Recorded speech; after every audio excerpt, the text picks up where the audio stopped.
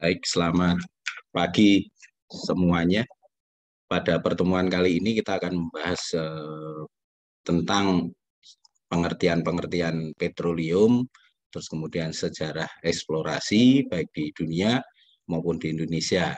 Kemudian nanti sedikit di terakhir ada disinggung tentang petroleum system. Kita masuk di pengertian. Jadi pengertian sebenarnya ini saya ambil dari bukunya Pak Kusuma Dinata yang Geologi Minyak dan Gas Bumi jilid 1. Kalau kalian baca nanti ya bisa cari di perpustakaan. Nah, di Indonesia dulu dikenal dengan nama minyak tanah gitu ya. Nah, pengertian minyak tanah itu minyak yang berasal dari tanah. Tetapi secara geologi gitu ya, minyak tanah yang dikenal itu namanya kerosin. Ya, kerosin sebenarnya namanya.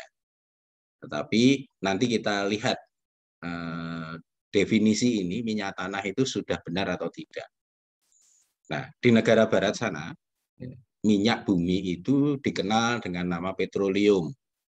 Petroleum itu berasal dari bahasa Latin dari dua suku kata, yaitu petro dan oleum. Petro itu artinya batu, oleum itu minyak. Jadi artinya adalah minyak batu atau artinya minyak yang keluar dari batu atau keluar dari dalam bumi, bukan keluar dari tanah.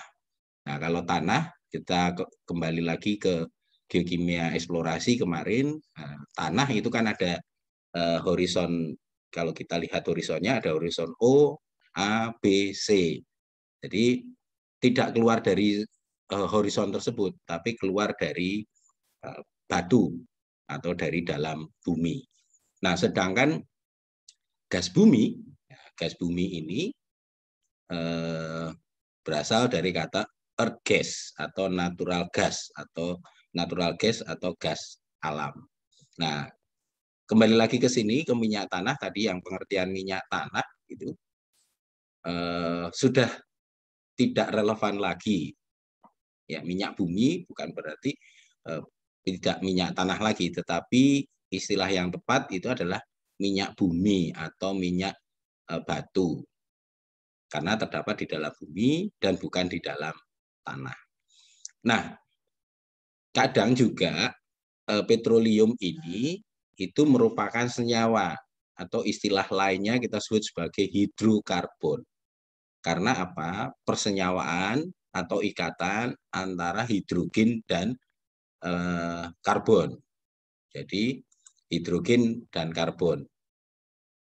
Di mana senyawa hidrokarbon itu terdiri dari unsur H itu sekitar 20-15%. Dan karbonnya itu sekitar 80-85%. Kalau karbonnya 80, berarti hidrogennya 20. Tetapi kalau karbonnya 85%, berarti hidrogennya 15%. Jadi selain istilah petroleum, kita juga mengenal hidrokarbon. Jadi persenyawaan. Nah, hidrokarbon nanti kalau di kimia organik, nanti kan ada metana, ada etana, gitu ya. Karena ada beberapa gas bumi itu adalah metana, CH4. Ya, jadi artinya ikatan atau senyawa antara karbon dan hidrokarbon, gitu ya. Jadi istilahnya sama, hidrokarbon dengan petroleum sama. Kalau hidrokarbon itu cenderung ke kimia, nanti kalau analisis batuan induk itu ya, itu lebih banyak menggunakan ini kimia. Kalau petroleum itu pengertian secara harfiah. Jadi petro sama seperti petrologi, berasal dari kata dua suku kata petro atau petros dan logos. Petro batu, logos ilmu yang pelajari tentang batu. Nah, petroleum juga gitu. Jadi petro batu, oleum minyak. Jadi minyak batu atau minyak yang berasal dari bumi. Jadi pengertian minyak tanah jangan dikaburkan lagi ya dengan minyak bumi. Gitu. Minyak tanah sudah produk dari minyak bumi. Jadi minyak bumi nanti kalau dikilang, olah gitu ya, itu bisa mendapatkan macam-macam. Ada yang pertama, ada pertalite, ada bensin, ada minyak tanah sendiri yang kita sebut sebagai kerosin. Jadi minyak tanah ini hasil produk olahan dari minyak bumi. Kita lihat sumber energi yang di dunia yang sering kita pakai dari zaman ke zaman gitu ya. Yang pertama itu dulu memakai arang dan kayu. Ya, arang itu adalah kayu yang dibakar tapi tidak sampai habis, yang warnanya hitam, dan kayu. Nah, arang biasanya juga nilai kalorinya lebih tinggi daripada kayu. Nah, kayu itu juga sering dipakai kalau kita di pedesaan pun masih sering kita lihat orang menggunakan kayu, kayu bakar. Jadi tinggal motong pohon, dikeringkan, terus kemudian dibakar. Kemudian juga batu bara. Batu bara itu juga sumber energi yang ada di dunia, bisa digunakan macam-macam. Bisa untuk membangkit listrik, terus kemudian kalau dulu kereta api itu juga sumbernya adalah batu bara. Kalau sekarang sudah listrik gitu ya.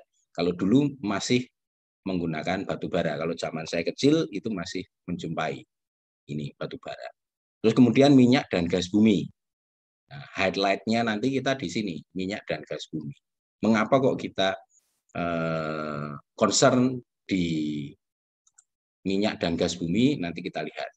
Kemudian ada energi nuklir yang sekarang sedang berkembang, gitu ya. Energi nuklir di dunia barat sana sudah digunakan baik sebagai pembangkit listrik, gitu ya, untuk menerangi kehidupan. Terus kemudian ada hidrolistrik. Hidro itu dari air, tenaga air dirubah menjadi listrik. Kemudian matahari, ini juga sumber energi. Kemudian kalau kita tangkap dengan solar cell, itu bisa menjadi sumber energi. Kemudian panas bumi, ini yang juga sedang ngetren sekarang, ya, panas bumi di dunia, apalagi di Indonesia. Di Indonesia, panas bumi ini ada 129 gunung api aktif di Indonesia, dan potensi panas buminya sebenarnya sangat sangat besar. Tetapi memang ini belum berkembang sangat pesat karena masih tergantung pada energi konvensional. Jadi dari energi konvensional yaitu batu bara dan minyak bumi atau energi fosil. Nah, ini belum berkembang juga karena investasinya terlalu besar. Investasi pertama untuk panas bumi itu terlalu besar investasinya. Jadi masih belum berkembang, sudah berkembang tapi belum berkembang pesat seperti minyak bumi maupun batu bara. Nah, mengapa kok kita memakai minyak dan gas bumi? Ya, karena minyak dan gas bumi itu punya keunggulan dibanding dengan yang lainnya. Punya keunggulan. Mengapa kok kita memakai minyak dan gas bumi? Minyak terutama, kenapa kok kita pakai minyak? Itu ada beberapa keunggulan. Nah, keunggulan yang pertama itu bentuknya fluida atau cairan. Kalau bentuknya fluida, itu pertama mudah ditransportasikan. Mudah ditransportasikan dan mudah disimpan. Artinya fluida tersebut itu mengikuti bentuk penyimpannya. Kalau bentuknya kotak, ya dia akan memenuhi, bentuknya bulat, ya dia akan memenuhi. Nah, mudah ditransportasikan juga seperti itu. Jadi disimpan dalam tangki, kemudian dikirim. Jadi bisa misalnya dari sumur itu sebelum diolah gitu ya, diambil minyaknya, kemudian di tangki kapal tanker gitu ya, dimasukkan di situ, terus kemudian dikirim ke kilang untuk diolah. Karena yaitu tadi sifatnya cair. Sifatnya cair. Bayangkan kalau misalnya batu bara yang bentuknya butiran gitu ya. Untuk disimpan di tangki, misalnya kapasitas tangkinya 5.000 liter gitu, itu belum tentu batu baranya 5.000 liter, pasti kurang. Karena bentuknya keras, tidak memenuhi semua tangkinya. Nah, bisa dihancurkan jadi halus itu, tapi tidak seperti minyak. Terus kemudian kita lihat nilai kalorinya. Nilai kalorinya itu kalau batu bara itu 3.000 sampai 8.000 kalori per gram. Jadi 1 gram menghasilkan 3.000 atau sampai 8.000 kalori. Tetapi minyak bumi itu jauh lebih tinggi nilai kalornya, nilai bakarnya. Jadi 1 gram minyak bumi itu bisa menghasilkan bisa sekitar 10.000 kalori. Jadi lebih tinggi nilai panasnya. Makanya ini yang sering dipakai. Artinya apa? Ketika kita memanaskan sesuatu, gitu ya, memanaskan sesuatu, kita butuh minyak itu lebih sedikit dibanding kalau kita pakai batu bara. Mungkin kalau kita memanaskan air, gitu ya, minyak itu hanya butuh misalnya 1 liter. Tapi batu bara akan jauh lebih besar, lebih lebih banyak yang kita butuhkan. Misalnya 2 kali lipatnya dari minyak. Nah, itu sudah penghematan. Terus kemudian menghasilkan berbagai macam bahan bakar. Jadi minyak itu kalau diolah, dikilang sana, itu produknya macam-macam. Produknya macam-macam. Kalau bahan bakar itu bisa dalam bentuk pertalite, bensin, terus pertamax, kemudian aftur, minyak tanah sendiri, gitu ya. Terus atau diesel. Nah, itu macam-macam. Nah, kalau batu bara kan enggak, dia hanya batu bara aja dibakar aja gitu. Tapi kalau minyak keunggulannya itu bisa diolah menjadi beberapa bahan bakar. Kemudian juga menghasilkan pelumas.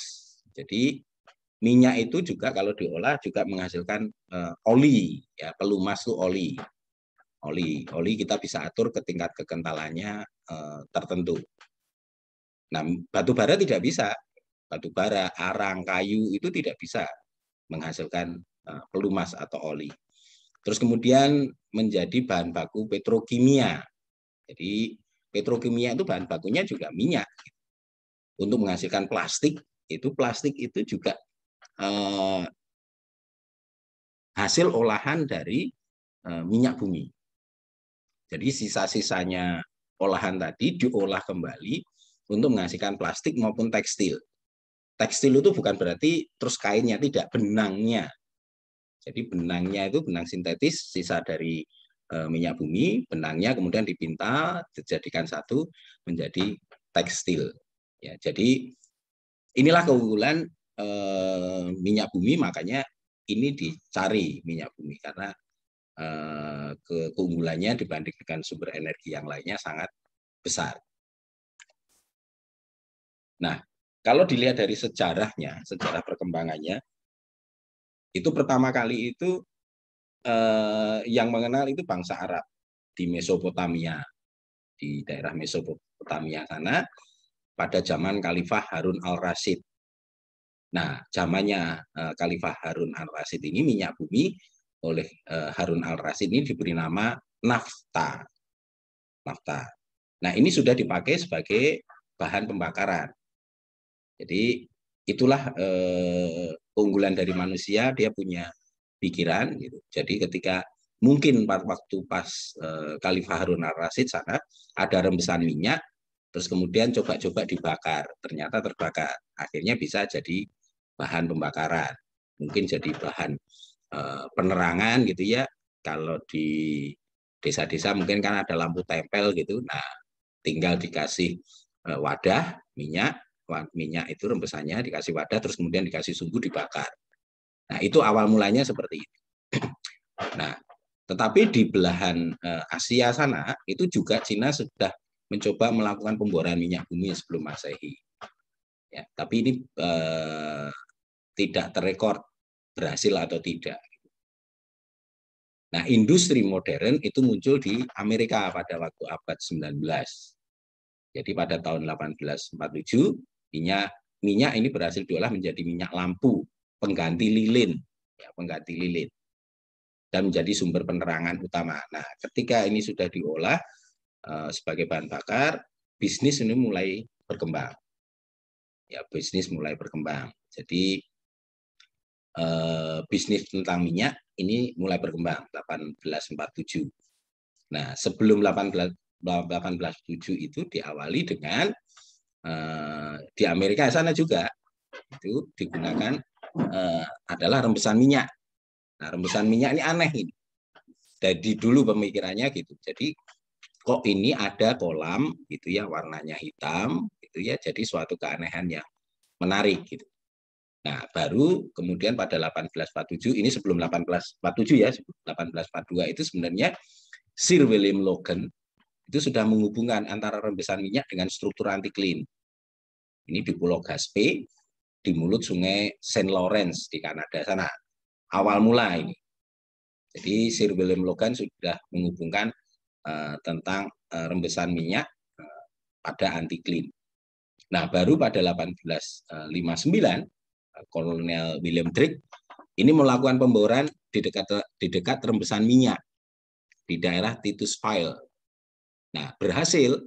Jadi ketemu minyak pada kedalaman 69 kaki. Nah, inilah awal mula industri migas gitu ya. Nah, mungkin itu ya rembesan yang dibor oleh Kolonel William Drake ini itu anti-clean yang sudah tererosi. Jadi anti-clean, jebakannya anti-clean gitu ya. Kebetulan di situ ada reservoir karena sudah tererosi sehingga minyaknya keluar, merembes keluar.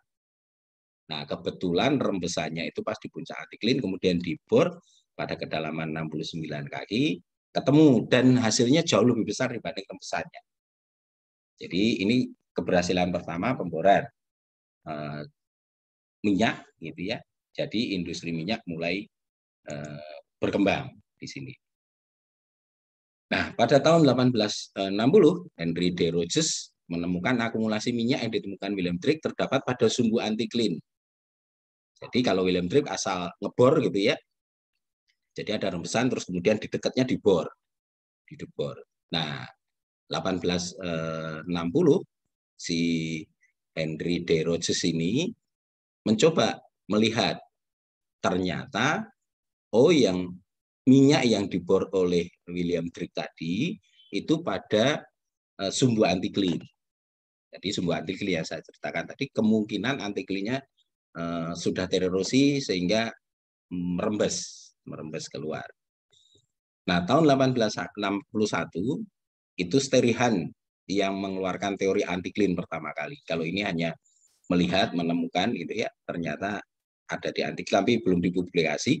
Nah, pada tahun 1867 Sterihan inilah mencoba mempublikasikan, menyatakan secara resmi teori anti-clean. Ini pada publikasinya di Montreal Gazette pada 1 Maret 1861, ini judul tulisannya adalah Notes on the History of Petroleum atau Rock Oil. Jadi inilah tonggak awal teori anti-clean untuk akumulasi minyak dan gas bumi.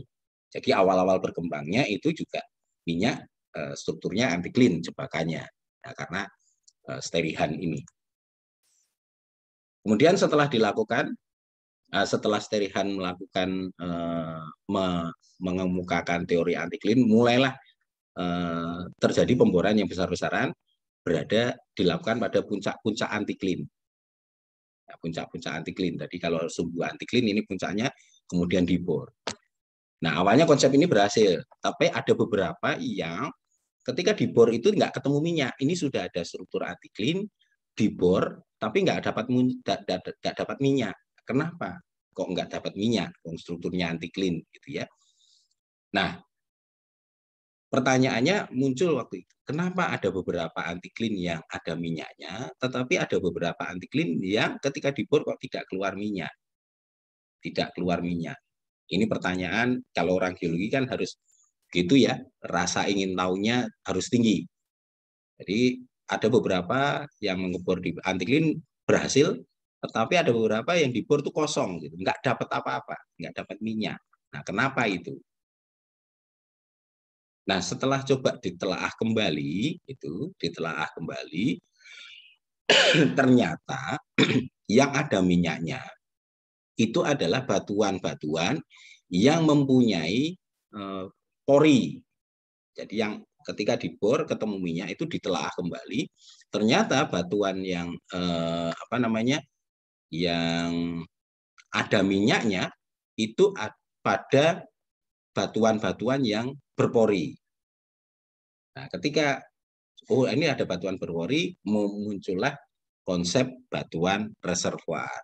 Jadi ternyata batuan yang berpori itulah batuan yang menyimpan minyak. Jadi kemungkinan beberapa antiklin yang dibor tidak keluar minyak itu karena dia tidak punya lapisan batuan yang berpori. Jadi di bawahnya tidak ada. Jadi itu konsep awal batuan reservoir. Nah, pada tahun 1860 sebenarnya itu Profesor Alexander Mitchell dari Michigan sudah pernah menyatakan bahwa batu pasir yang terdapat pada antiklin yang cukup mempunyai pori untuk menyimpan. Tetapi karena konsep antiklin fenomena, jadi kurang diperhatikan pada waktu itu. Jadi sebenarnya tahun 1861 ketika ini ada akumulasi gini, ini yang Profesor Winchell ini sudah mengukakan yang ada minyaknya itu adalah antiklin yang ada batu pasirnya yang berpori. Tetapi karena waktu itu fenomenal, pokoknya kalau ngebor di antiklin pasti dapat minyak, ngebor di antiklin. Akhirnya kurang diperhatikan teorinya si Mitchell dan Michigan. Jadi sebenarnya ini sudah menyatakan awal batuan reservoir Alexander Winchell. Ya. Nah, itu konsep awal dari batuan struktur antiklin yang ada minyaknya, terus kemudian batuan berpori. Jadi sudah jauh sekali, sudah lama sekali, mulai dari 1860 itu. Nah, sekarang kita lihat perkembangan di Indonesia. Bagaimana eksplorasi di Indonesia? Ya, nanti kaitannya dengan batuan reservoir dan batuan induk juga. Nah, di Indonesia bagaimana? Di Indonesia itu baru mulai pada 1871. 1871 ini oleh orang Belanda namanya Jan Rering. Ya karena mungkin Jan Rering ini juga melihat fenomena yang ada di Amerika, ada rembesan, kemudian dibor. Nah ini Jan Rering juga mencoba membor. Ini di Desa Maja, di daerah Majalengka sana, ada rembesan minyak. Nah oleh Jan Rering juga coba dibor di dekatnya, tetapi gagal, tidak menemukan minyak. Ini Jan Rering pada 1801. Barulah pada tahun 1883 ini orang Belanda A.G. Zelker ini melakukan pemboran di Telaga 3 dan Telaga Said di Pangkalan Berandan Sumatera Utara sana. Dan ketemu minyaknya. Dapat minyaknya. Ini 1883. Nah, inilah tahun tonggak awal eksplorasi minyak di Indonesia. Kemudian diikuti oleh perusahaan Amerika, Standard Vacuum Petroleum, SVP, ini mencoba membuka cabang di Sumatera Selatan dengan nama NKPM, Nederland Koloniale Petroleum Maskapai. Nah, tahun 1921 ini menemukan lapangan minyak Pendopo di Sumatera Selatan. Jadi pertama kali di Telaga 3 dan Telaga Said, kemudian dilanjutkan di minyak Pendopo. Nah, kalau kita lihat sekarang, ya petroleum sekarang ini juga beda cekungan. Jadi ini North Sumatera Basin, ini yang South Sumatera Basin. Jadi nanti kita melihat cekungan-cekungan yang petroleum system atau cekungan-cekungan basin-basin atau cekungan-cekungan yang ada di Indonesia, penghasil-penghasil minyak. Nah, ini belum ada konsep North Sumatera Basin dan South Sumatera Basin. Jadi ini awal. Jadi dulunya juga gitu, ada rembesan coba dibor, ada rembesan dibor. Tapi ada yang berhasil, ada yang tidak. Nah inilah tonggak awal di Indonesia. Nah tadi kembali ke konsep batuan reservoir. Jadi ini ada antiklin, nah kemudian ada dibor, ada beberapa yang berhasil dan ada yang tidak. Nah, tadi yang Profesor Winchell itu sudah menyatakan sebenarnya antiklin yang di bawahnya ada batuan yang berpori, batu pasir berpori, itulah yang bisa menyimpan minyak. Tapi kalau misalnya di bawah ini tidak ada, itu tidak ada batuan yang berpori, ya tidak ada minyaknya, meskipun strukturnya sudah antiklin. Ya kalau misalnya di sini ada antiklin gitu ya, ini ada batu lempung, terus kemudian ada batuan beku misalnya. Ya dibor nggak ketemu minyak. Nah, ini konsep awal dari batuan reservoir. Nah, setelah ditelaah, misalnya juga ketika ini ada batuan yang berpori, gitu ya, batuan berpori di struktur antiklin ada yang berpori, ada ketemu batu pasir, tetapi di bor pun nggak ketemu minyak, Nah, ini bagaimana kok nggak ketemu minyak? Sementara ini sudah ada struktur antiklin, di bawahnya ada batuan yang berpori, batu pasir, tetapi nggak ada minyaknya. Nah, konsep-konsep inilah ini yang harusnya ada minyaknya, tetapi kok ini tidak ada. Nah, mulailah berpikir nih. Terus minyaknya dari mana? Berarti harus ada batuan yang mampu menghasilkan minyak atau mampu menggenerasi minyak untuk bisa sampai ke batuan yang berpori tadi. Nah, kalau sudah pemikiran minyak itu, muncullah teori atau konsep batuan induk. Batuan induk itu adalah batuan yang mampu menggenerasi atau menghasilkan minyak. Kemudian ditelusuri asal mulanya gimana, terus kemudian dicari, setelah ketemu muncullah konsep batuan induk. Ya. Jadi kalau batuan induknya ada, terus kemudian batuan berporinya ada, akan terjadi akumulasi. Tetapi kalau hanya ada batuan berpori, tapi tidak ada batuan induk, maka tidak akan terbentuk akumulasi minyak mie. Nah, ketika mulai sudah ada konsep batuan reservoir tadi, batuan berpori, dan batuan induk, itu muncullah konsep apa yang disebut sebagai petroleum system. Jadi kalau kita lihat petroleum system, ini yang pertama kali yang mempelajari itu adalah Megun atau Edo. Jadi pada tahun 72 dan 74 ini menerbitkan tulisan di APG, Oil to Oil, Oil to Source Rock Correlation. Nah, ini nih tonggak awal untuk terbentuknya atau muncullah konsep petroleum system. Nah, dari tulisannya Do itu dapat memisah dan menghubungkan minyak dalam reservoir tertentu dengan batuan sumber tertentu. Artinya ada hubungannya antara batuan yang menyimpan minyak dengan batuan yang mampu menghasilkan minyak. Itu konsepnya petroleum system. Nah, kemudian muncullah definisi dari petroleum system tersebut.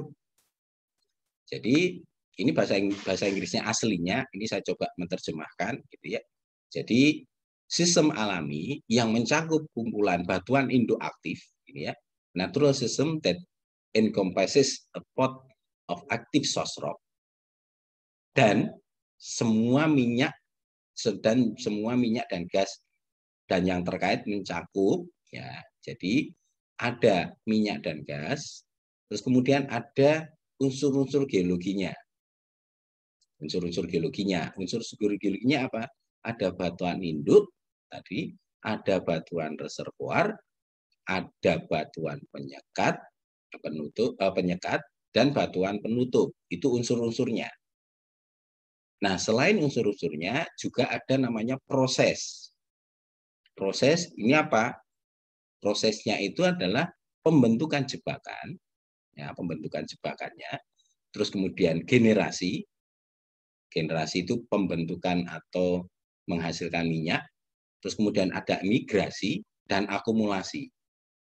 Jadi poin pentingnya di petroleum system itu ada unsur-unsur geologi dan ada proses, sehingga hidrokarbon atau minyak bisa terkumpul. Nah, kalau selama ini kalau misalnya kalian mengevaluasi petroleum system, tidak ada unsur geologi maupun prosesnya, itu juga tidak akan terbentuk minyak, ya, tidak akan terbentuk, tidak akan dijumpai akumulasi minyak. Ya. Nah, kalau kita lihat komponen petroleum system, gitu, ada batuan induk. Nah, batuan induk ini bagaimana cara menganalisisnya? Secara dianalisis secara kimia. Yang pertama dengan menggunakan TOC. TOC total organic carbon. Terus kemudian ada tipe kerogennya. Tipe kerogennya jenisnya apa? Apakah dia nanti oil prone atau oil gas prone atau gas prone. Jadi masing-masing tipe kerogen ini akan menghasilkan sendiri-sendiri. Kalau oil prone nanti juga akan menghasilkan, misalnya ini tipe kerogen nanti ada, sorry ini pakai hitam. Jadi kalau tipe kerogen ini nanti akan ada jenisnya adalah oil prone, kemudian oil or gas prone, dan ada yang satunya lagi adalah gas prone. Jadi artinya kalau tipe kerogennya nanti setelah kalian analisis dengan menggunakan hidrogen index dan oksigen index, gitu ya. Nah, ini kita akan bahas tersendiri di batuan induk. Kalau dia ternyata tipe 1, ini tipe 1 biasanya. Tipe 1, ini tipe 2, ini tipe 3. Nah, kalau setelah dianalisis, baik hidrogen index maupun oksigen indexnya dia masuk pada oil prone, artinya apa? Kerogen tersebut akan menghasilkan minyak. Tapi kalau misalnya kita analisis, dia masuknya tipe 2, oil atau gas prone, itu bisa menghasilkan minyak, bisa menghasilkan gas. Jadi kalau kematangannya pas, dia akan menghasilkan minyak. Tetapi kalau kematangannya lebih tinggi, dia akan menghasilkan gas. Nah, kalau yang tipe 3, itu hanya akan menghasilkan gas. Ya, hanya akan menghasilkan gas. Nah, batuan induk ini, kalau di sistemnya, sebagai subsistemnya dari petroleum system, itu adalah generasi. Jadi, pembentukan.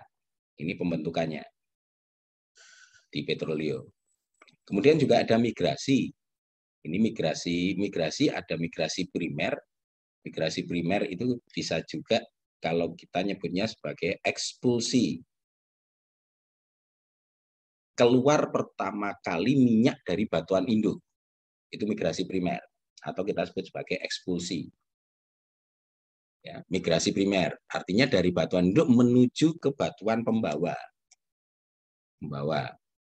Kemudian migrasi sekunder. Migrasi sekunder itu setelah keluar minyak ke batuan pembawa, di batuan pembawa ini jalan. Nah, jalan sampai akhirnya dia terjebak, terakumulasi di situ. Nah, itu yang namanya migrasi sekunder. Nah, nanti di jebakan pun, itu kalau jembakannya bocor, itu akan migrasi kembali.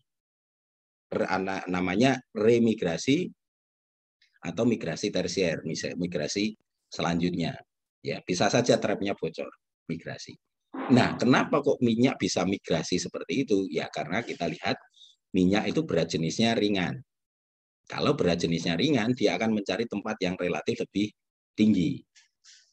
Ya, minyak kalau dibandingkan dengan air, itu berat jenisnya lebih rendah. Jadi kalau kalian menuang minyak di air, itu pasti minyaknya ada di atas. Karena berat jenisnya ringan. Nah, bagaimana mekanisme migrasinya nanti akan kita lihat di pembahasan tentang migrasi. Nanti akan saya jelaskan. Terus kemudian ada batuan reservoir, ya. Kemudian ada batuan penutup, ada jebakan hidrokarbon. Nah, ini bagian ini kita sebut sebagai migration and entrapment subsystem. Jadi migrasi dan terjebaknya minyak. Terjebaknya minyak. Nah, ini harus ada semua. Ini harus ada semua di petroleum system. Kalau ini tidak ada, tidak akan terjadi akumulasi minyak. Jadi mudahnya begini.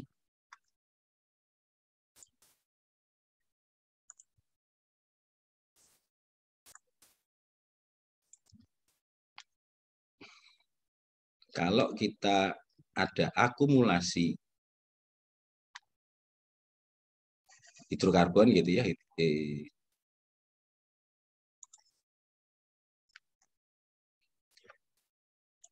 akumulasi hidrokarbon. Ini yang pertama harus ada batuan induk. Ini faktor perkalian. Kemudian ada migrasi. Kemudian ada reservoir. Kemudian ada perangkap. Jadi ada batuan induk, kalau kita lihat di sini ada migrasi, migrasi, reservoir, terus kemudian ada perangkap, kemudian ada batuan seal atau batuan penyekat. Ini merupakan, ini mudahnya ya, untuk terjadi akumulasi, ini merupakan perkalian dari ini semua. Misalnya begini, untuk bisa terjadi akumulasi, kalau batuan induknya ada, kita beri notasi 1. Kemudian migrasi, misalnya tidak ada migrasi, tidak ada tingkat kematangannya, segala macam, tidak menggenerasi, kita beri 0. Kemudian reservoirnya ada, perangkapnya ada, batuan penyekapnya ada. Nah, bayangkan kalau ini ada batuan induk, tetapi tidak ada migrasi, artinya batuan induk ini hanya batuan induk, tapi belum mengekspulsi, mengeluarkan minyaknya. Jadi migrasinya 0. Nah, semua bilangan, kalau dikalikan 0, dia akan 0. Makanya tidak akan terjadi akumulasi. Nah, kalau terjadi akumulasi,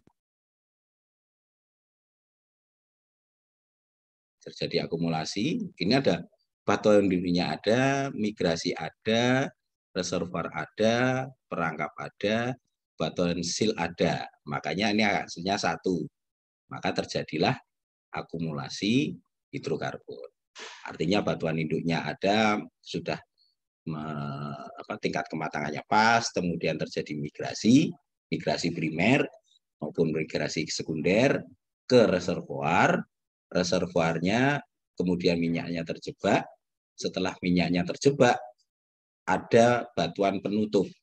Batuan penutup itu kalau misalnya tadi ya, ini kalau strukturnya antiklin gini, itu batuan seal atau penyekat itu ada di atas maupun di bawahnya. Di batu lempung biasanya berbutir halus, makanya akan terjadi akumulasi. Kalau di sini di atasnya ini tidak batuan penyekat, gitu ya, misalnya ini juga batu pasir, ini minyak bisa migrasi ke sini. Meskipun ini sudah terakumulasi, dia akan migrasi lagi ke atas.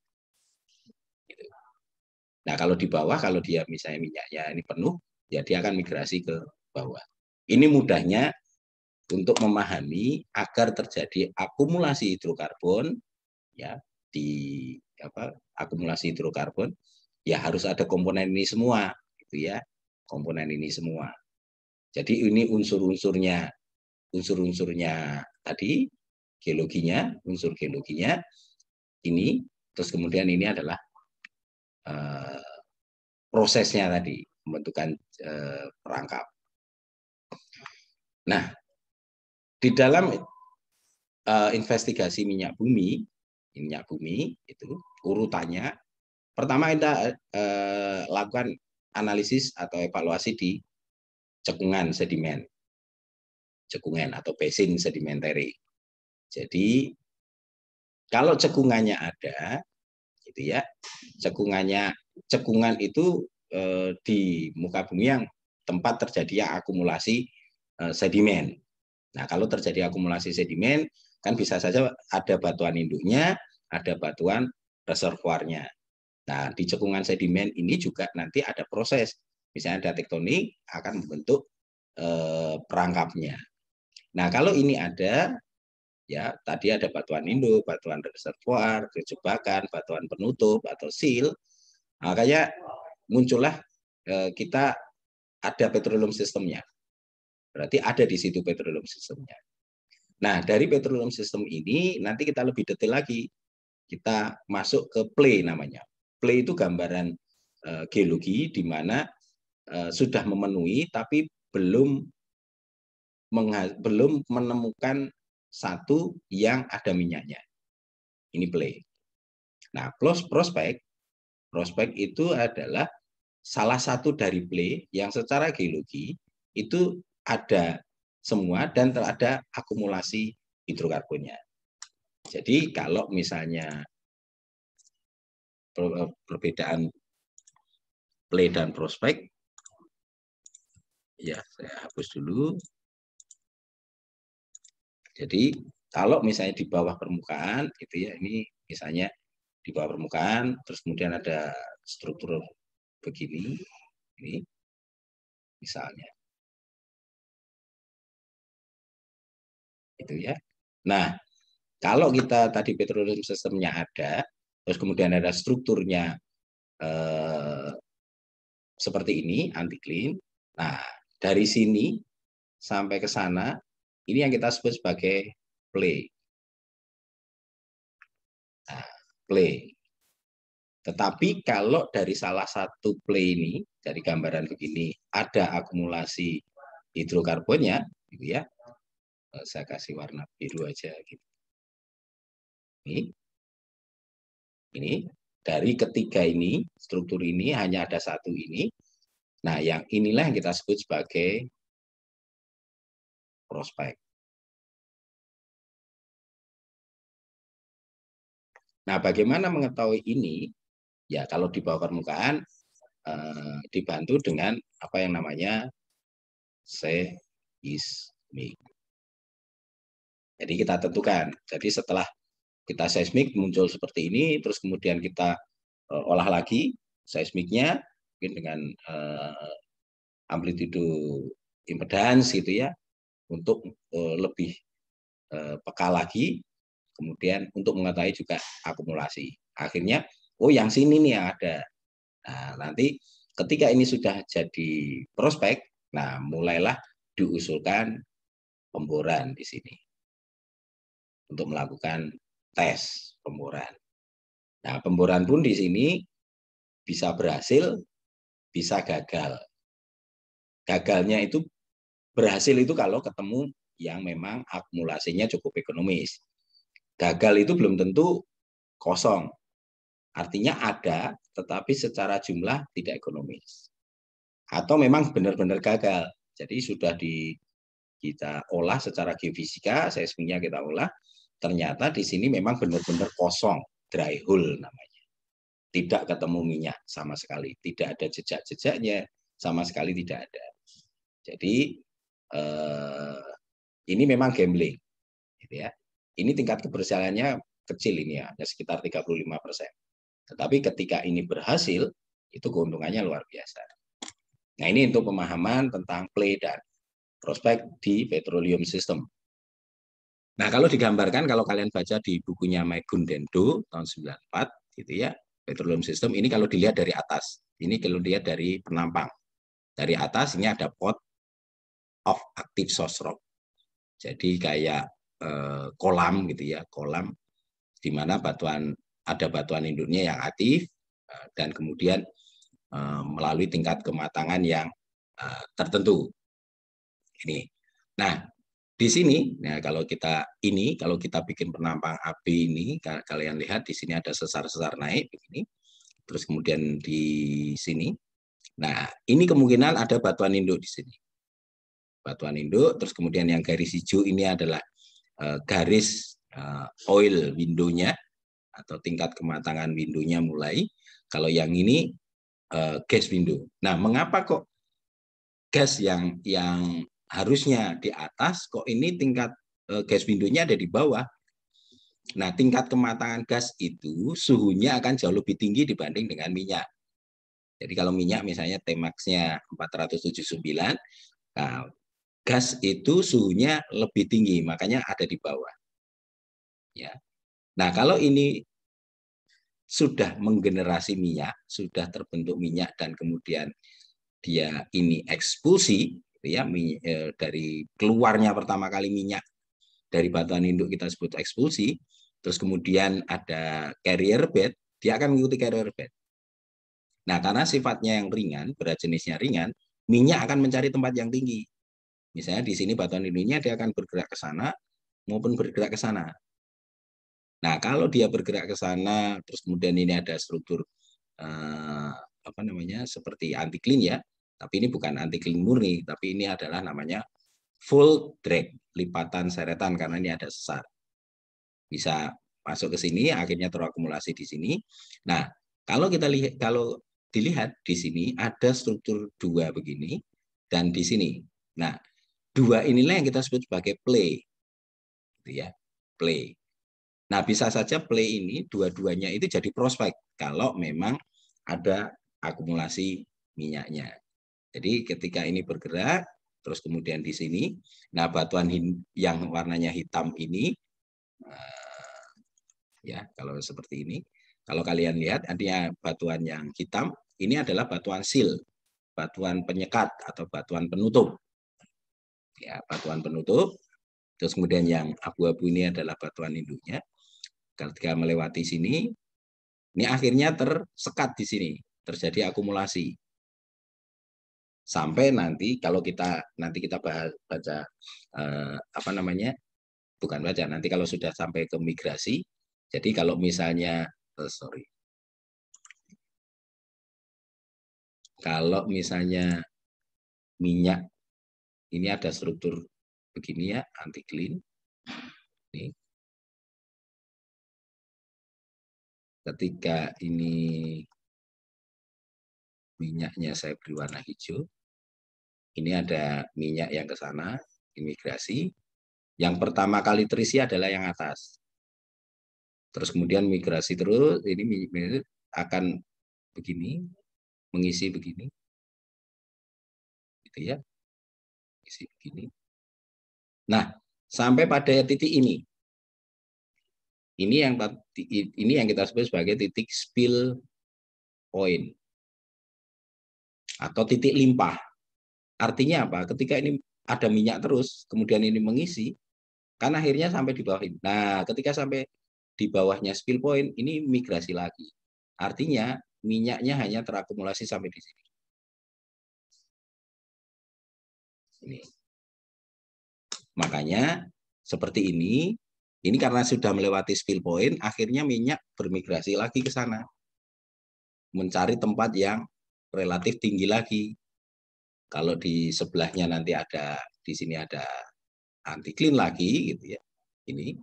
Nah, minyak akan mengisi lagi di sini. Minyaknya mengisi lagi dulu gini, terus kemudian terisi sampai penuh dia. Kalau dia melewati spill point lagi dia akan migrasi. Jadi yang kenampakan seperti ini, dua ini kita sebut sebagai play karena lebih dari satu prospek. Ya. Nah, play ini bisa saja dua-duanya terisi oleh minyak. Nah, terisi minyak mungkin yang satu ekonomis, yang satu tidak ekonomis. Ini konsep dari petroleum system. Ya, itu yang bisa saya sampaikan. Ini awal, jadi nanti kita akan bahas persatu persatu. Nanti setelah kita bahas tentang hakikat minyak bumi segala macam, nanti kita akan bahas petroleum system satu persatu, kita bahas tentang batuan induk, batuan reservoir, jebakan, gitu ya. Terus kemudian batuan penyekat, nanti kita akan bahas satu persatu.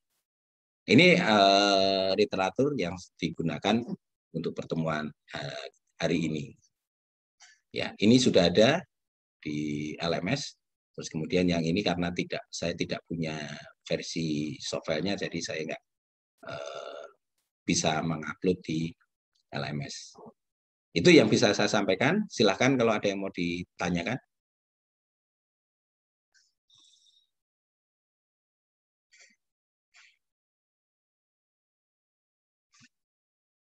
Ada yang mau ditanyakan? Silahkan. Jelas, Pak. Cukup jelas? Jelas, Pak. Ya, oke. Oke, kalau tidak ada saya tak stop